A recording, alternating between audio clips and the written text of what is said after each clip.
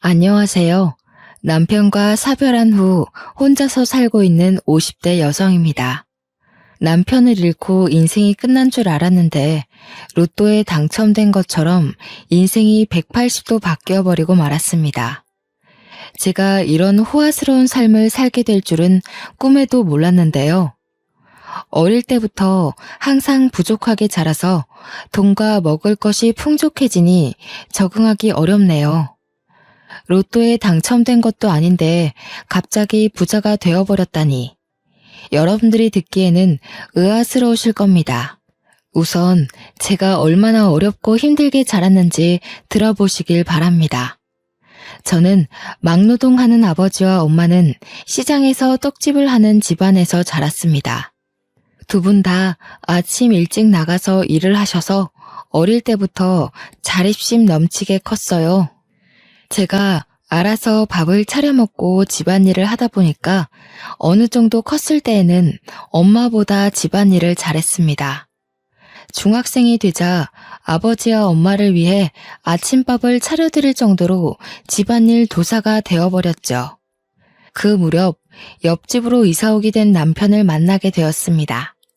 짐을 나르는 소리가 들리고 시끌벅적해져서 슬쩍 나가보니 제 또래가 서 있더군요. 동네에 제 나이 또래가 없어서 친해지고 싶었습니다. 게다가 어찌나 짐도 척척 나르고 야무진지 저보다 한두 사람 많아 보였습니다. 친해지고 싶은 마음에 제가 엄마가 만든 떡을 몰래 가져와서 나누어 주었습니다. 남편이 저보고 굵직한 목소리로 고맙다고 하는데 설레더라고요. 그 뒤로 제가 음식을 직접 해가서 나누어 준다는 명목으로 남편을 보러 갔습니다. 그렇게 남편을 몰래 짝사랑한 지 1년이 지났을 무렵이었습니다. 남편은 저와 다른 학교에 다녔지만 같은 방향이었습니다. 그래서 제가 매번 찾아가서 시아버지께 태워달라고 했죠. 처음에는 남편이 저를 귀찮아했지만 저는 끈질기게 남편을 쫓아다녔습니다. 그랬더니 시아버지께서 둘이 결혼을 하라는 농담을 하시더군요. 너네 맨날 이렇게 학교 같이 다니면서 언제 사귈래? 얼른 사귀어야지. 결혼도 하고 그렇지. 남편이 얼굴을 붉히고 창피해하는 듯 하면서도 싫어하는 것 같지는 않았습니다. 부끄러운 마음에 얼굴을 푹 숙이고 있다가 남편을 쳐다보니 남편도 저를 쳐다보고 있었습니다. 그 눈빛과 마주한 순간 남편과 제가 같은 감정을 느끼고 있다는 사실을 알아차렸습니다. 그 뒤에 일어난 일은 여러분도 아실 거예요. 점차 남편이 저를 받아주어서 절친한 친구이자 연인 사이가 되었죠. 중학교를 졸업하고 고등학교를 졸업한 후에도 남편과 제가 쭉 교제하고 있으니 집안 어르신들이 결혼 이야기를 꺼냈습니다. 너네들도 이제 결혼해야지. 언제까지 그렇게 사귀고만 있을래? 얼른 결혼해서 손주 보여줘야 효자 효녀 노릇도 할 수 있다. 시부모님이 갑작스럽게 결혼을 독촉하시는 이유가 있었습니다. 저희 남편도 이제 땡땡 건축회사에 들어가 밥벌이를 하게 됐으니 식을 미루면 안 된다고 하셨거든요. 그 당시 저희 아버지가 뇌졸중에 걸리신 상태였습니다. 몸이 점점 굳어가고 있어서 앉아 있을 수 있을 때 식을 치러야 했죠. 그래서 저는 아버지 대신 삼촌의 손을 잡고 신부 입장을 하였습니다. 서둘러 준비한 결혼식 치고는 괜찮은 결혼식이었는데요. 아직도 희미하게 웃어 보이는 아버지의 표정과 기쁨의 눈물을 흘리시는 엄마, 긴장한 듯 행복해 보이는 얼굴을 한 남편이 생각납니다. 저라면 이렇게 급하게 결혼식 올리기 힘들었을 텐데 아무래도 남편을 잘 만난 것 같았습니다. 또 언제 돌아가실지 모르는 아버지를 위해 남편이 얼른 애를 가지자고 말해주었습니다. 정말 고마운 사람이었죠. 남편이 힘써준 덕분에 첫째 아이를 빨리 가질 수 있었습니다. 다행히 저희 아버지가 만석이는 보고 떠나셨는데요. 민석이의 자그마한 손을 잡고 울먹거리시는 모습이 아직도 눈앞에서 아른거립니다. 아버지 장례식을 치르고 자꾸만 마지막 그 모습이 생각나서 눈물이 멈추질 않더군요. 그날 이후로 몸에 수분이 마를 정도로 울 일은 없을 거라고 생각했습니다. 하지만 5년 뒤 엄마가 낙상사고로 돌아가셨습니다. 화장실에서 미끄러져서 허망하게 가버리신 거죠. 그때 저는 정말 불효자라고 생각했습니다. 엄마를 혼자 지내게 해서 이런 일이 생긴 것 같았거든요. 제 앞에 저승사자가 어슬렁거리며 제가 소중하게 생각하는 사람들을 다 앗아가는 기분이었습니다. 밤마다 꿈에서 아버지가 나타나고 엄마가 나타나셔서 슬피 우셨습니다.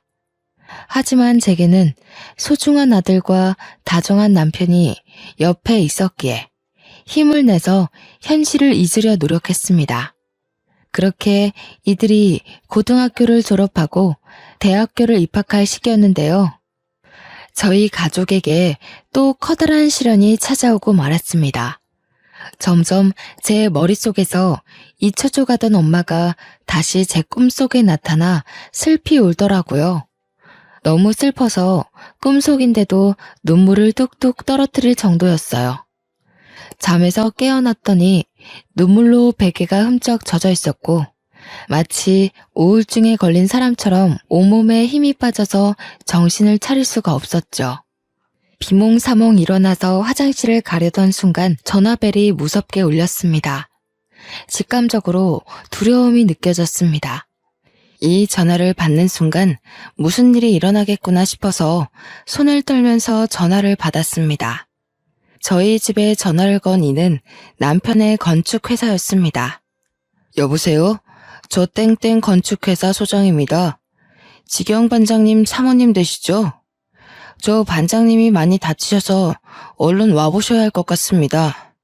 여기 땡땡 병원인데 반장님 긴급 수술 중입니다. 그 말을 들은 순간 제가 뭘 맨발 바닥으로 나간지도 모르고 뛰쳐나갔습니다. 부모님도 잃게 된 상황에서 제정신이 아니었던 거죠.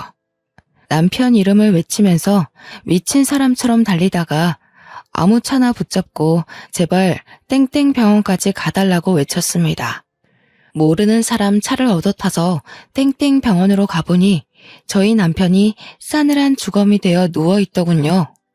소장이 제가 남편 옆에 풀썩 주저앉아 남편 이름을 부르자 와이프라는 사실을 눈치챘는지 모든 사실을 다 이야기해 주었습니다. 최 반장님이 10층에서 떨어지는 철제물에 맞아서 이렇게 됐습니다. 죄송합니다, 사모님. 하필이면 그때 최 반장이 안전모를 안 쓰고 있는 바람에 명을 달리한 것 같다고 하더라고요.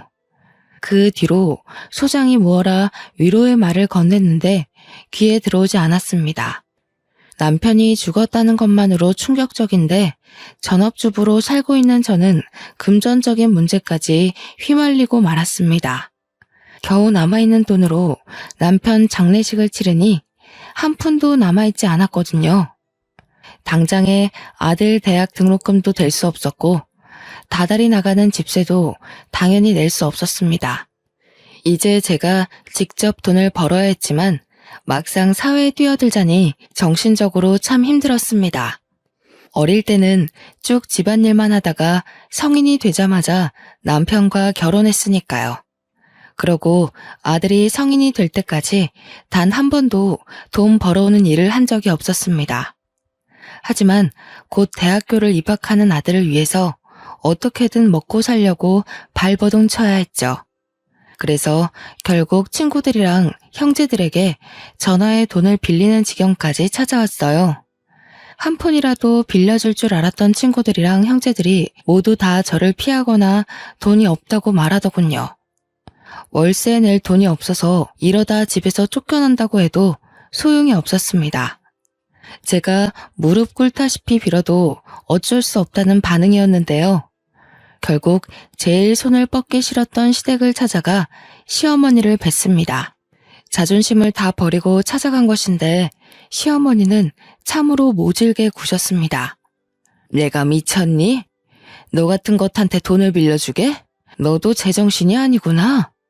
우리 아들 장례식장에서 그런 소리를 듣고도 나한테 돈을 빌리러 와? 사실 남편 장례식장에서 난리가 난 적이 있었습니다. 시어머니가 저를 보자마자 뺨을 때리면서 남편 죽인 년이라고 욕을 하셨거든요. 저는 귀한 아들이 갑자기 세상을 떴으니 이성을 잃으셔서 그런 줄 알았습니다. 그런데 사고로 죽은 남편이 제 탓이라뇨. 너무 억울해서 눈물이 났죠.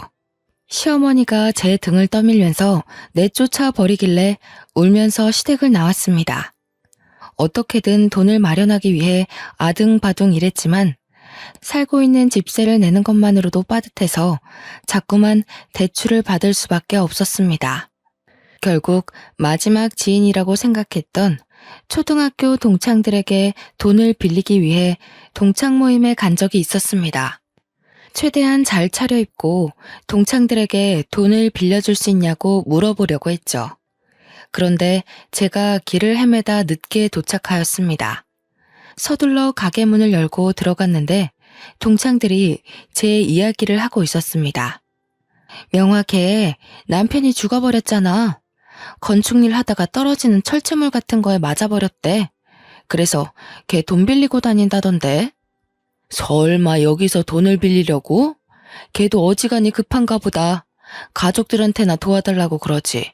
우리한테 왜 그래? 저는 당연히 이 대화를 듣고 그대로 가게를 나왔습니다. 동창들이 모임에 왜 오지 않았냐고 연락조차 안 하더군요. 사람들이 제게 하는 행동들을 보고 인생을 잘못 살았다는 생각이 들었습니다. 원래는 활발하고 누굴 만나서 이야기하는 걸 좋아하는 성격이었지만 그 일을 겪은 후로 180도 바뀌어버리고 말았습니다. 사람들이 아무리 잘해줘도 경계하고 믿지 않게 되었죠. 돈에 허덕이는 저를 보고 아들은 대학도 포기해버렸습니다. 저는 꼭 대학교를 다니게 해주고 싶어서 아등바등 빌리려 했었지만 아들은 스스로 공부에 뜻이 없다며 집안 상황이 좋지 않으니 대학교를 가지 않는 게 맞다고 저를 설득했습니다. 성인이 된 아들은 오토바이를 싼값에 구해서 배달 아르바이트를 하며 돈을 벌기 시작했습니다. 혼자 버는 것보다 둘이서 벌기 시작하니 경제적으로 숨통이 탁 트이기 시작했어요. 하지만 1개월도 안 돼서 새벽에 배달을 하던 아들이 음주운전 차량에 치여 한순간에 저 세상으로 떠나고 말았습니다. 경찰에 연락을 받았을 땐 아무 생각이 들지 않았습니다. 그저 저에게 가족이란 연을 전부 끊어내려는 신을 원망할 수밖에 없었습니다. 불쌍한 엄마 생각해서 가고 싶었던 대학도 포기하던 착한 아들이 세상을 떠나자 더 이상 저에게 세상 살아갈 힘이 남아있지 않았습니다.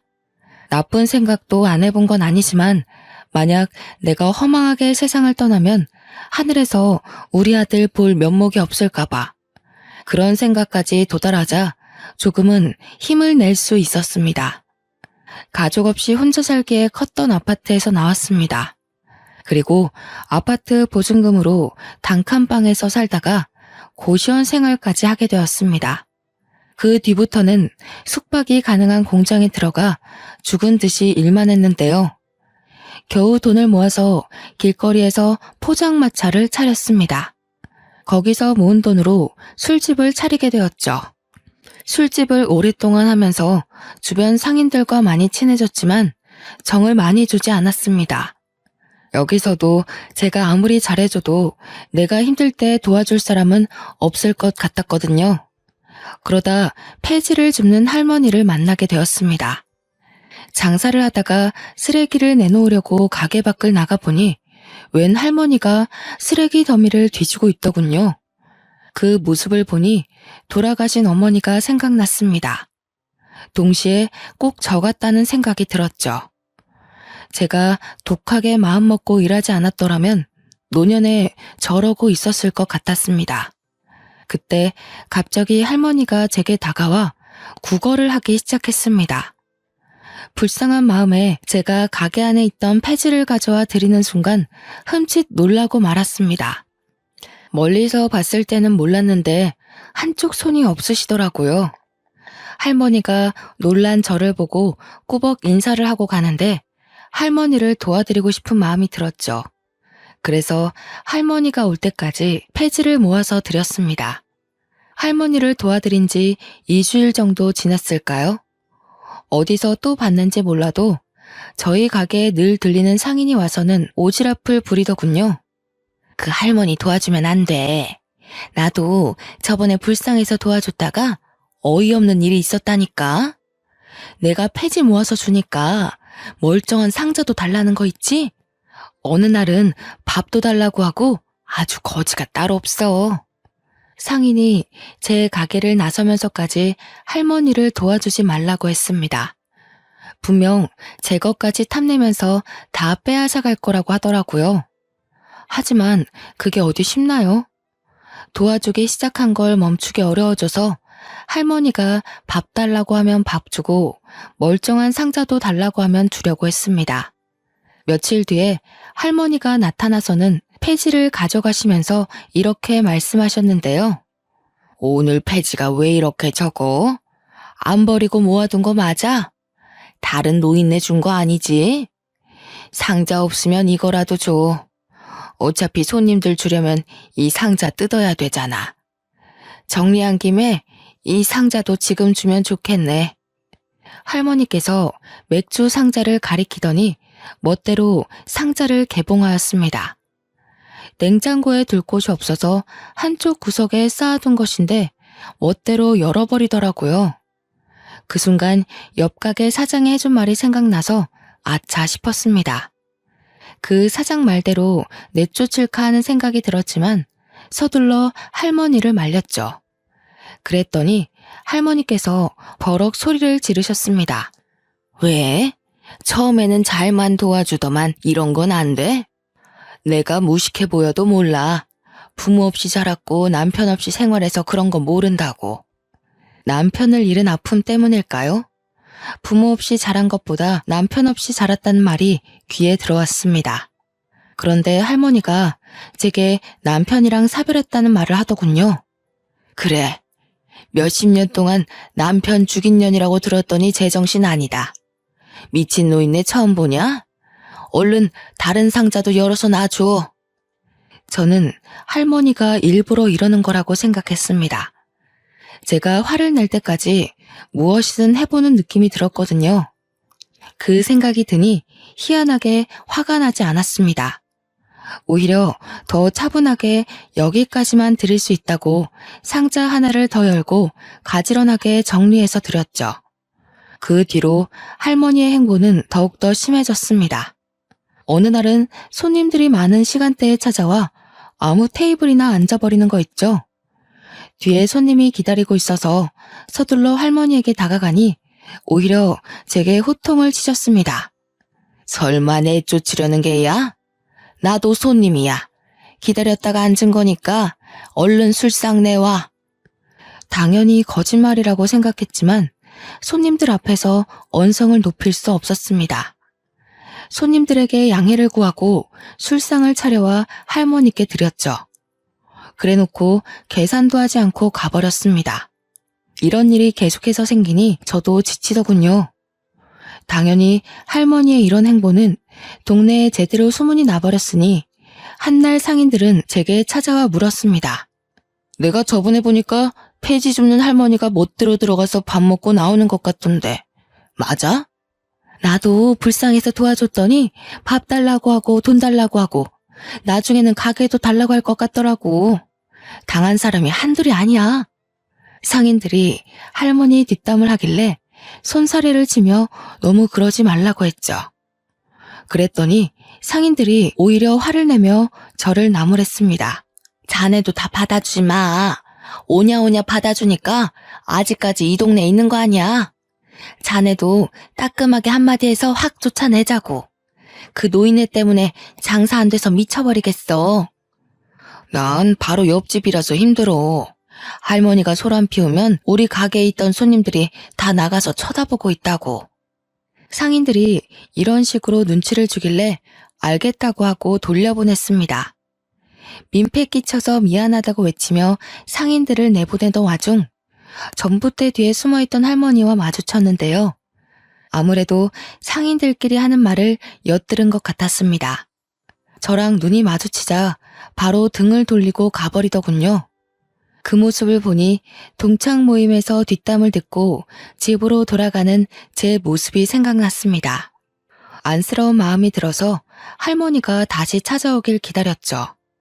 3일 뒤에 할머니가 가게 앞을 지나가길래 서둘러 불러서 밥을 먹자고 했더니 할머니가 신경질을 부렸습니다.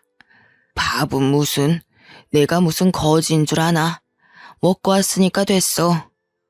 우리 사이에 왜 그래? 우리 엄마 같아서 그래. 엄마, 딸이 챙겨준다고 할 때 와. 안 그러면 평생 밥 안 준다. 제가 장난스럽게 애교를 피우니 할머니가 못 이기는 척 다가오더군요. 그날 같이 밥을 먹는데 정말 돌아가신 엄마랑 밥을 먹는 것 같았습니다. 마음 한켠이 찡해져서 밥도 잘 먹지 못하고 할머니가 밥을 먹는 모습을 지켜보았죠. 그 뒤로 할머니를 엄마라고 부르며 친딸처럼 굴었는데요. 할머니도 저한테서 마음의 문을 열었는지 예전처럼 찾아와서 장사를 방해하거나 상자를 마음대로 가져가지 않았습니다. 역시나 제 예상대로 괜히 심술을 부린 것 같아서 할머니께 더 잘해드렸는데요. 그날도 할머니가 밥을 먹으러 왔길래 상을 차려드렸습니다. 천천히 잡수시라고 말했는데 갑자기 제게 이런 말을 꺼내더라고요. 너 그 소리 못 들었어? 내가 건물주라는 소리 들어봤을 법도 한데 궁금하지 않아? 처음 듣는데? 엄마 건물주야? 근데 그게 무슨 상관이야. 내 건물도 아닌데.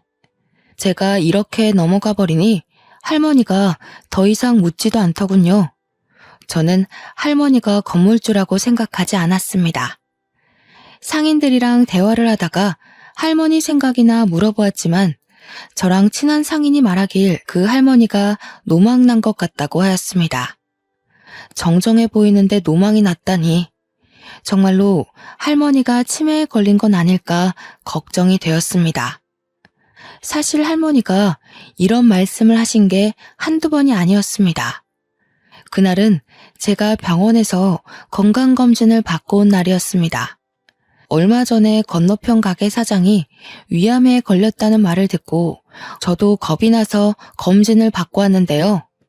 안 그래도 위가 약해서 위염을 달고 살았습니다. 건너편 가게 사장도 위가 약해서 빈속에 커피도 잘 안 마셨다고 하더라고요. 제가 검진을 받고 온 뒤로 큰 병을 얻은 건 아닐까 조마조마해하고 있었습니다. 그때 갑자기 저에게 할머니가 찾아와 무슨 일이냐고 하더군요. 제가 위암일까봐 걱정이 된다고 하니 할머니가 대한민국 사람이라면 누구나 알 법한 의사 이름을 댔습니다. 그 의사는 내가 키운 거나 다름없어. 대학 생활할 때부터 내가 후원해주고 얼마나 지원해줬는데. 근데 하나 단점이 욕심이 너무 많아. 뒷돈도 받는 것 같고 애가 아주 못 쓰겠더라. 내 재산 물려주려고 했는데 그러면 안 되겠어. 그 의사는 TV에 나올 정도로 유명한 의사였습니다. 할머니께 그 의사를 어떻게 하냐고 물으니 절친한 사이라고 하더라고요. 방금 폐지를 줍다 와서 꾀지지한 옷차림으로 그런 말을 하는데 누가 믿을까요? 저는 그저 허허 웃으며 할머니의 말을 들어주었죠. 그런데 그게 할머니에게 치매가 찾아와서 생긴 일이라니 충격이 컸습니다. 당사자 앞에서 치매 노인이라고 할 수도 없으니 속으로 끙끙 앓고 있었는데요. 호랑이도 제 말하면 온다더니 할머니가 때마침 들어와 갑자기 이상한 짓을 하더군요. 갑자기 가게 앞에 주저앉아 돈이 필요하니 당장 달라고 하였습니다. 그 금액이 무려 1,000만 원이었습니다. 이게 다 치매 증상인 걸까 싶어서 당황스러운 마음에 할머니를 일으켜 세웠는데요. 1,000만 원을 빌려주면 갚을 능력은 되냐고 물으니 뻔뻔하게 대꾸하셨습니다. 배지 줍는 노인네가 무슨 돈이 있다고 1,000만 원을 갚아? 그냥 줘. 엄마 하면서 친딸인 척 할 때는 언제고 왜 못 주는데? 할머니가 어디선가 또 상처를 받고 와서는 제게 이러는 거라고 생각했습니다. 저를 떠보는 것인지 화풀이를 하는 것인지 알 수 없었지만 다 이유가 있는 거라고 생각했죠. 그래서 할머니를 꼭 아는 채 살살 달래주었습니다. 그저 치매 걸린 엄마 대하듯 대했는데요. 그 뒤로 마음이 불편해져서 1,000만 원을 누구한테 빌려야 하나 고민하고 있을 때였습니다. 옆 가게 사장이 제 가게를 찾아와 이상한 말을 꺼내는 거 있죠? 최 사장, 남편이랑 사별한 걸로 알고 있는데 혹시 만나는 사람 있어? 내가 남자 소개시켜주려고 하는데. 옆 가게 사장님이 단골 이야기를 하면서 매일 찾아오는 남자 손님을 기억하냐고 물었습니다. 제 가게에 와서 술을 한잔하더니 옆 가게 단골이라고 말해준 적이 있었거든요. 그냥 제 가게에 오고 싶어서 온 것이 아니라 저를 보러 온 것이었나 봅니다. 그러면서 밥 한 끼만 하라며 계속 부추기는 겁니다. 저는 남자 만날 시간이 없다고 서둘러 사장님을 내보냈습니다. 얼른 장사를 시작하면서 바쁜 척 연기를 했는데 글쎄 사장님이 남자를 떡하니 데려오는 거 있죠. 사장님이 데려온 남자를 보니 훤칠하게 생기고 어깨도 떡 벌어져 있는 게 생각보다 멀쩡해 보였습니다. 이런 사람이 뭐가 아쉬워서 저를 소개해달라고 하는지 모르겠더군요. 손님으로 온 것이라서 쫓아내지도 못하고 일단 가게 안으로 들어오라고 했습니다. 술상을 차려주고 카운터에 앉아있는데 옆 가게 사장님이 제게 이리 오라고 손짓하였습니다. 최 사장, 이리 와서 한잔해. 손님도 없는데 술 한잔하자. 우리 단골 사장님이 술 한 잔만 따라주고 싶대. 옆 가게 사장님이 데려온 남자가 술병을 든 채 저를 기다리고 있는데 안 갈 수가 없었습니다. 진짜 술잔만 받고 다시 카운터에 앉아 있으려고 했는데요. 이 남자가 저희 남편이랑 똑같은 일을 하고 있다는 소리를 듣고 망부석이 되어버리고 말았습니다. 최 사장, 그거 알아? 이 사람도 건축 일한대. 저번에 현장에서 일하다가 머리 다칠 뻔했다는데? 남자의 머리를 보니 땜빵 자국이 남아 있었습니다. 남편이 살아있다면 이런 상처 자국을 계속해서 보고 있었겠구나 생각하고 있는데 갑자기 그 남자가 이렇게 말하더군요. 이렇게 목숨 걸고 일했는데 마누라가 도망가 버렸어요. 다른 놈이랑 시시덕거리길래 이혼해버렸습니다. 최 사장님 남편 대신 제가 죽었어야 했는데 뭐하러 살아서 마누라 바람피는 것까지 보고 그랬는지. 남자가 머리를 푹 숙인 채 눈물을 흘리는데 남편 생각이 많이 났습니다. 머리에 난 상처도 그렇고 아직도 아내를 많이 그리워하는 게 남편과 많이 닮은 사람 같았죠. 옆 가게 사장님 말대로 손님도 없고 한가하니 술잔을 기울이면서 그 남성분이랑 많이 친해졌습니다. 이름은 김정식이고 이혼한 지 4년이 넘었다고 하더군요. 그 뒤로 자주 찾아와 술을 먹었고 정식 씨가 고백을 해서 진지하게 만나보기 시작했습니다. 저는 남편과 사별했고 정식 씨도 이혼을 한 상태라서 둘 사이에 결혼 이야기가 생각보다 빨리 나왔습니다. 6개월 정도 교제한 끝에 시댁에 인사드리러 갔는데요. 시어머니는 저를 보자마자 팔짱을 낀 채 의자에 앉아만 계셨습니다. 제가 공손하게 인사드려도 묵묵부답이었죠. 한참 동안 침묵을 지키시더니 갑작스럽게 혼수 이야기를 꺼내셨습니다. 내가 준비한 아파트만 해도 13억짜리인데 겨우 3천만 원을 혼수를 해온다고? 그 돈을 누구 코에 붙이게? 시어머니가 버럭 소리를 지르니까 예비 신랑이 말리더군요. 엄마, 왜 그래? 두 번째 결혼인데 이렇게까지 할 필요 있어? 나도 이젠 아이도 있고 소소하게 살아보자고. 소소하게 살긴 뭘 소소하게 살아? 그런 건 젊었을 때나 하는 짓이야. 지금 소소하게 살면 얼마나 볼품없는데. 내가 아파트 안 주면 둘이서 어디서 살게? 네가 이혼하고 큰 집 필요 없다고 살던 곳 팔아버리더니 이제는 그 투룸짜리 집에서 쪼잔하게 살 거냐? 투룸이 뭐 어때서 그래. 그리고 나도 모아둔 돈 있어. 우리 알아서 살 테니까 제발 엄마 그러지 좀 마. 그래서 네가 지금 투룸에서 살겠다고? 와이프 바람피게 방치해두더니 이제는 아예 애미 욕먹이게 하려고 작정했구나. 결혼할 여자가 1억 가져온다고 할 때까지 합가시킬 생각 없다. 시어머니가 금방이라도 뒷목을 잡을 것처럼 소리를 지르길래 그만하라고 예비 신랑이 팔을 붙잡았습니다. 어떻게든 혼수를 준비하겠다고 하고 시댁을 나와버렸죠. 대출이라도 할까 고민했지만 이 늦은 나이에 결혼하면서 예전처럼 가난함을 느끼고 싶지 않았습니다. 그래서 제가 모아둔 3천만 원을 들고 시댁을 찾아갔습니다.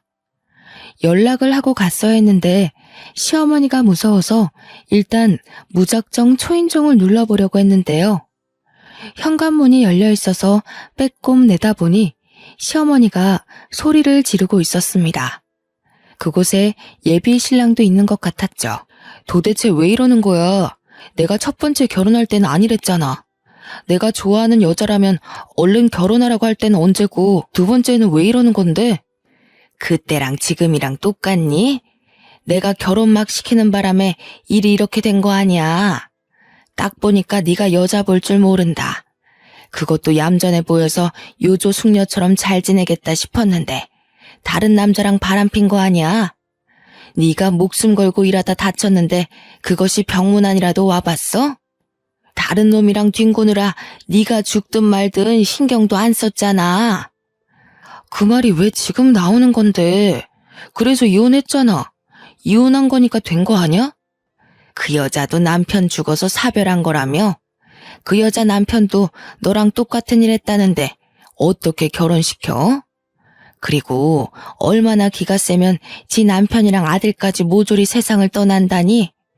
그런 것 하고 어떻게 너를 결혼시켜? 내가 점도 보고 왔는데 점쟁이가 그것이 내 아들 죽일 게 뻔하대. 그 여자 가족이 되면 전부 죽는 팔자라고 하더라. 1억 해오라는 것도 헤어지게 하려고 일부러 그런 것이니까 당장 헤어져라. 1억 구해오면 1억 더 해오라고 할 테니까. 거짓말하지 마.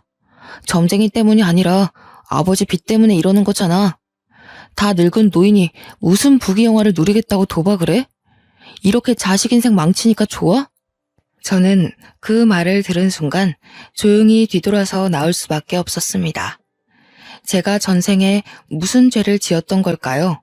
어쩔 수 없이 남편과 아들을 잃은 것뿐인데 사람들이 저를 벼랑으로 내모는 것 같았습니다. 내 편은 더 이상 만들지 못하는 것인지 싶어서 하염없이 눈물만 흘렸죠. 어느 정도 행복해졌다고 생각했는데 저는 동창 모임 때처럼 아직도 처량한 신세였습니다. 어차피 마음을 열어도 믿었던 사람들이 저를 비난할 테고 저한테 손가락질할 거라는 생각에 사람들이 쳐다보든 말든 오열하였습니다. 집 가는 내내 엄마 잃은 아이처럼 대성통곡을 해버렸는데요. 그때 갑자기 할머니가 저를 보고 왜 그러냐고 물었습니다. 할머니가 울지 말라고 소매로 제 눈물을 닦아주고 있는데 정말 엄마같이 느껴졌습니다. 평소에 할머니를 엄마라고 불렀어서 울면서 엄마라 부른 것인데 정말로 눈앞에 엄마가 있는 것 같았죠. 그래서 저도 모르게 시댁에서 있었던 일들을 다 말해버렸습니다. 그 말을 다 듣고 있던 할머니께서 갑자기 품속에서 돈봉투를 꺼내주더라고요. 1,000만 원짜리 수표 10장이 들어있을 거다. 너 주려고 내내 가지고 있던 거야. 널 진짜 딸이라고 생각하니까 주는 거다. 나 폐지만 줍고 다니는 노인네 아니다. 네가 장사하고 있는 건물이 내 건물이야. 제가 1층에 새 들어있는 6층짜리 건물을 가리키니 할머니가 맞다고 하였습니다. 믿을 수 없다고 하니까 그럼 그 돈이 어디서 났겠냐고 하는 거 있죠? 실제로 할머니의 옷은 가격대가 나가 보였습니다. 게다가 어디서 사는지 몰라도 늘 씻고 오는 듯 했죠. 대화도 해보니 그 나이에 무려 대학도 나왔다고 했고 아는 것도 많아서 의외라고 생각한 적도 있었습니다. 제가 얼떨떨한 표정으로 1억이 든 봉투를 바라만 보고 있으니 할머니는 호탕하게 웃으며 꽤 충격적인 말을 해주셨습니다. 네가 남보다 나으니까 그런 거다. 내 자식들은 내가 사고로 손이 없어지니까 나 몰라라 하더라. 지들끼리 양로원에 집어넣자고 하고 재산 이야기만 하면서 쑥덕거리길래 아예 연 끊었다. 자식들 몰래 이사 온 거라서 자식들은 내가 지금 어디 사는지도 몰라. 그딴 놈들한테 재산 물려주느니 차라리 사회에 환원하려고 했는데 정부 놈들을 믿을 수가 있어야지. 할머니 말로는 건물주인 줄 알고 싹싹하게 구는 상인들한테 테스트를 해봤다고 합니다. 사실 건물주가 아니고 폐지를 주우러 다닌다는 사실을 알리니 상인들 태도가 싹 바뀌었다고 하죠. 그 뒤로 상인들이 몇 번이나 바뀌어서 할머니가 건물주라는 소문이 전부 사라져버린 거죠. 대신 할머니가 무전 취식하면서 폐지 주우러 다니는 노인이라는 소문이 자리한 것인데요. 그 상태로 건물주라는 소리를 하니 아무도 믿지 않아서 할머니가 그런 사람들을 시험해 본 것입니다. 내가 몇 년을 속여봤는데 사람들은 다 똑같더라. 내가 나중에 건물주라고 밝히니까 다들 이용해 먹으려고 하더라고. 그래서 주는 거다. 너는 내 친딸들보다 낫다. 그러니 얼른 받아라. 할머니가 그 돈을 쥐어주면서 시댁에 얼른 가보라고 하였습니다. 점쟁이 말만 믿고 귀한 며느리 내친 시어머니를 혼쭐 내고 오라고 하더군요. 그래서 할머니 말대로 시댁에 찾아가 1억을 시어머니 눈앞에서 살랑살랑 흔들었습니다. 시어머니는 수치심도 없는지 진짜로 1억을 구해올지 몰랐다며 놀란 토끼 눈이 되어 있었습니다. 어머님, 왜 안 받으세요? 여기서 1억 더 필요하세요? 그럼 가져올게요. 사실 어머님께서 하시는 말씀 다 들었어요. 1억을 가져와도 1억을 더 가져오라고 말씀하시려고 했잖아요. 어머님, 생각보다 저희 집안에 돈이 많아서 1억은 물론 10억, 100억까지 가져올 수 있어요. 아니, 부모님이 대체 뭐 하시길래? 설마 친척들한테 부탁한 거니? 그건 어머님이 아실 거 없고요. 100억은 넘게 가져올 수 있지만 이제 제가 어머님 집안으로 들어갈 생각이 없어졌어요. 제가 이렇게 말하니 시어머니 입이 점점 벌어지더군요. 자리에서 일어나 가버리려고 하니까 제게 매달려 소리치기 시작했습니다. 잠깐만. 내가 점쟁이 말에 홀려서 머리가 어떻게 됐나 보다. 우리 이러지 말고 대화를 좀 해보게. 응? 이건 놓으세요. 저는 이런 집안이랑 같이 살 수 없어요. 그리고 저랑 가족이 되면 다 죽는다고 어떤 점쟁이가 그랬다면서요. 그런데 눈앞에 1억이 있으니까 가족의 연을 맺고 싶어졌나요? 이제 보니 어머니 참 간사하네요.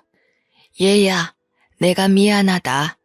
나는 네가 이런 사람인 줄 모르고 점쟁이 말만 듣고 무작정 반대했던 거야.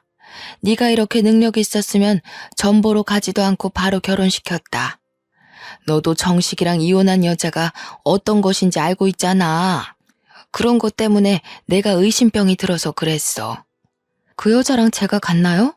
엄연히 다른 사람인데 그 사람이랑 저를 비교하면 안 되죠. 돈이랑 결혼시키는 것도 아니고 지금 뭐 하는 짓인가요? 내가 원래 이런 애가 아닌데 우리 남편이 도박을 해서 그래. 빚이 갑자기 생겨서 너한테 못할 짓을 한 거다. 빚이 너무 무서워서 그랬다. 그러니까 네가 좀 도와줘라. 내가 이렇게 빌게. 그 빚은 어머님 사정이죠. 제가 왜 남의 집 빚 문제를 저한테 이야기하시죠? 저 정식 씨랑 이제 끝낼 거예요. 제가 어머님을 획 밀치고 밖으로 나와버렸습니다. 뒤에서 어머님이 제 이름을 부르며 울부짖었지만 뒤돌아보지 않았습니다. 물론 예비 신랑이랑 따로 만나서 헤어지자고 했죠. 전화통화로 그 이야기를 하니 예비 신랑이 집까지 찾아와 저를 설득하려고 하였습니다. 명화야, 이게 도대체 어떻게 된 일이야? 어머니가 뭐라 하셨어? 같이 가서 다시 말씀드려보자. 말할 것도 없어. 나는 어머님이랑 할 말 없으니까 돌아가. 정식 씨도 결혼해봐서 알잖아. 우리 둘이 결혼하는 것도 아니고 집안끼리 결혼하는 건데 벌써부터 이런 식으로 굴면 나 이해 못해. 엄마가 빚 때문에 제정신이 아니라 그래. 지금 병원도 다니고 계셔. 당신이 이해해주면 안 될까? 없어. 정식 씨가 무릎 꿇고 빌어도 내가 받은 상처는 돌아오지 않아. 그러니까 우리 정리하자.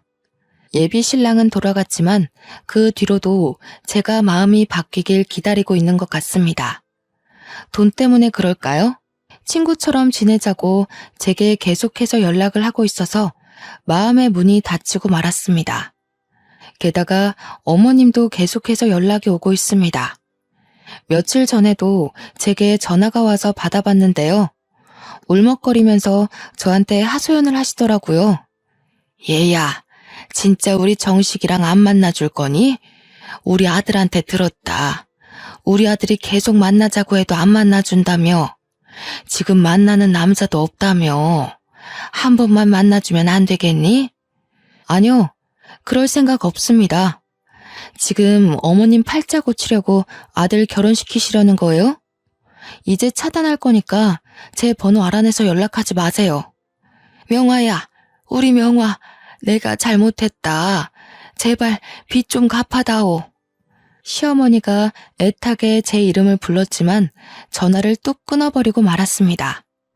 한참을 망설이다 시어머니의 번호를 차단하긴 했는데요. 참 나쁜 사람이었지만 매정하게 구니 제 마음이 불편하더군요. 그럴수록 할머니와 지내는 시간을 늘리고 있습니다. 요즘 연애 생각도 없어서 바쁘게 장사일을 하면서 할머니와의 추억을 쌓고 있죠. 할머니랑 진짜 엄마처럼 가끔 여행도 가고 드라이브도 하고 있습니다. 서로 생일도 챙겨주고 할머니가 저희 남편과 아들의 기일날 납골당에도 함께 가주었습니다. 피 하나 안 섞인 남이랑 가족같이 지내게 될 줄은 몰랐네요. 제가 할머니를 엄마 하며 잘 챙겨드리니 재산을 저에게 다 물려주시겠다고 합니다. 저는 안 그래도 된다고 해도 기어코 그렇게 하겠다고 유서까지 미리 적어 놓으셨는데요. 그 유서를 보고 있으니 인생이란 정말 새옹지마 같다는 생각이 들었습니다. 아버지가 막노동 일을 하시고 엄마가 떡을 파는 집안에서 태어나 정말 가난하게 살았는데 부모와 남편 그리고 아들까지 차례로 잃는 슬픔을 견뎌내야 했습니다. 이제 누구한테 기대야 하나 싶었는데 재혼할 남편이 아닌 피 한 방울 안 섞인 남의 도움으로 어려움을 이겨내게 됐네요. 피는 물보다 진하다는 말이 있습니다. 저도 그 말을 믿고 지내왔는데 피를 나눈 가족끼리만 정이 깊은 것이 아니라는 생각이 들어서 이렇게 제 사연을 보내봅니다. 여러분들이 들어도 정말 신기하지 않나요? 어떻게 생판 모르는 남이 제 인생을 이렇게 바꿔주고 도와줄 수 있는 걸까요? 여러분들도 힘이 들 때마다 제 사연 들으면서 나도 언젠가 좋아지겠지 싶은 마음이 드셨으면 좋겠습니다. 여러분들에게도 저처럼 은인이 찾아와 인생길이 환히 열렸으면 좋겠습니다. 저도 누군가에게 은인이 돼서 아프고 힘든 사람들을 도와주며 살도록 하겠습니다. 감사합니다.